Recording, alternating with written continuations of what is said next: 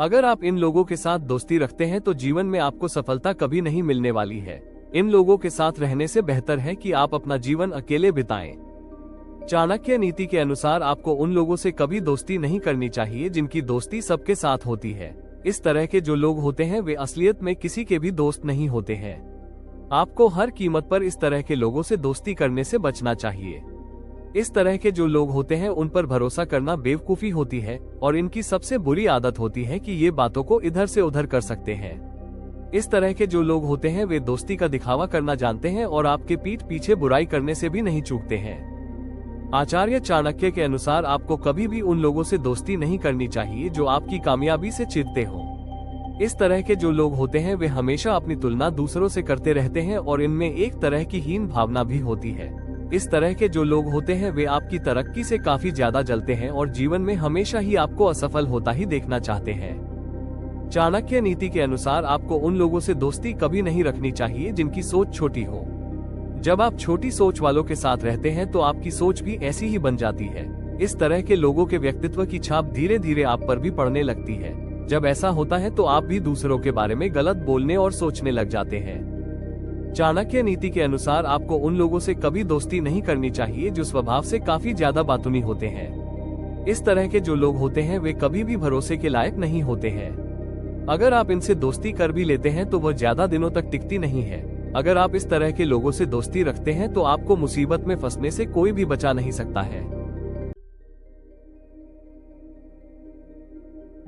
चाणक्य का मानना था कि एक सफल शादी की नींव सच्चाई, ईमानदारी और सच्चे प्रेम पर होती है। आचार्य चाणक्य ने कहा कि शादी के लिए किसी महिला का चयन करते समय उसकी शारीरिक सुंदरता को अधिक महत्व नहीं देना चाहिए। इसके बजाय उसके गुणों को देखें। एक पत्नी का गुणवान होना न केवल आपके जीवन को आसान बनाएगा बल्कि विपत्ति के समय वो पूरे परिवार को संभालने में सक्षम होगी। चाणक्य ने ये भी कहा था कि महिला का चुनाव करते समय उसकी मानसिक और आंतरिक सुंदरता को नजरअंदाज नहीं करना चाहिए। एक धैर्यवान, संयमित और धर्म कर्म में विश्वास रखने वाली महिला आपके जीवन को शांति और समृद्धि दे सकती है। चाणक्य के अनुसार अगर कोई महिला बार बार गुस्से में रहती है तो उससे दूर रहना चाहिए। उनका मानना था कि गुस्सैल महिला परिवार में खुशहाली नहीं ला सकती है और उसका रिश्ता समस्याओं से भरा हो सकता है। इसलिए ऐसी महिला से शादी करने से बचना चाहिए जो हमेशा गुस्से में रहती हो। चाणक्य नीति के अनुसार यदि कोई महिला धर्म और आध्यात्मिक मामलों में विश्वास रखती है और अपने कर्तव्यों को समझती है तो वह परिवार में सुख शांति बनाए रखने में सफल हो सकती है। ऐसी महिला से शादी करने से आपका जीवन खुशहाल रहेगा। चाणक्य नीति में एक महत्वपूर्ण सिद्धांत यह है कि कम बोलना और चुप रहना जीवन में सफलता प्राप्त करने के लिए एक महत्वपूर्ण गुण है। इसलिए आज हम आपको चाणक्य के अनुसार कम बोलने और चुप रहने के फायदों के बारे में बताएंगे। चाणक्य नीति में कहा गया है कि जो व्यक्ति कम बोलता है और चुप रहता है उसे समाज में अधिक सम्मान और प्रतिष्ठा मिलती है। इसका कारण ये है कि जब आप कम बोलते हैं तो आपकी बातों को अधिक महत्व दिया जाता है। लोग आपकी सलाह मांगते हैं और आपकी राय को महत्व देते हैं। इसके अलावा चुप रहने से आप अपने शब्दों को सोच समझकर चुन सकते हैं, जिससे आपकी बातों में अधिक अर्थ और गहराई होती है। इससे लोग आपकी बातों को अधिक गंभीरता से लेते हैं और आपका सम्मान करते हैं। चाणक्य नीति में कहा गया है कि चुप रहने से व्यक्ति विवादों से बच सकता है। जब आप कम बोलते हैं तो आपके द्वारा कही गई बातों को लेकर गलतफहमी या विवाद उत्पन्न होने की संभावना कम होती है। इसका कारण ये है कि जब आप अधिक बोलते हैं तो आपकी बातों में कुछ ऐसा हो सकता है जो दूसरों को गलत लगे या जिससे वे असहमत हों। इससे विवाद उत्पन्न हो सकता है। लेकिन जब आप कम बोलते हैं तो आप अपनी बातों को सोच समझकर चुन सकते हैं और विवादों से बचे रहते हैं। चाणक्य नीति में कहा गया है कि चुप रहने से व्यक्ति अपने मन और वाणी पर नियंत्रण रख सकता है। जब आप कम बोलते हैं तो आप अपने विचारों और भावनाओं को बेहतर ढंग से नियंत्रित कर सकते हैं, क्योंकि जब आप अधिक बोलते हैं तो आपके मन में कई विचार और भावनाएं हो सकती हैं जो आपको नियंत्रित करने में मुश्किल हो सकती है। इससे आप कुछ ऐसा कह सकते हैं जो आपको बाद में पछतावा करा सकता है। लेकिन जब आप कम बोलते हैं तो आप अपने विचारों और भावनाओं को बेहतर ढंग से नियंत्रित कर सकते हैं और ऐसा कुछ नहीं कह सकते हैं जो आपको बाद में पछतावा करे। चाणक्य के अनुसार चुप रहने से व्यक्ति को अधिक जानने और सीखने का अवसर मिलता है। जब आप कम बोलते हैं तो आप दूसरों की बातों को अधिक ध्यान से सुन सकते हैं और उनके अनुभवों से सीख सकते हैं।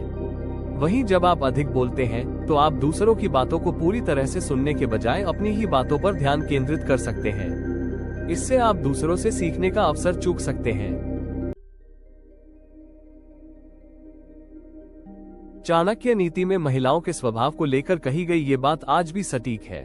जाने क्यों औरतें सम्मान, प्रेम, नफरत और खुशी को लौटाने में कभी पीछे नहीं रहती। अगर किसी महिला को सम्मान दिया जाए तो वो उसे कई गुना बढ़ाकर लौटाती है। एक महिला अपने परिवार, समाज और कार्यस्थल पर हमेशा सम्मान की रक्षा करती है। यदि उसे उचित आदर सम्मान दिया जाए तो वह उसे और भी सुंदर तरीके से वापस करती है, लेकिन यदि उसे अपमानित किया जाए तो उसका प्रभाव लंबे समय तक बना रहता है। इसलिए चाणक्य का मानना था कि महिलाओं का सम्मान करना समाज के लिए अत्यंत आवश्यक है।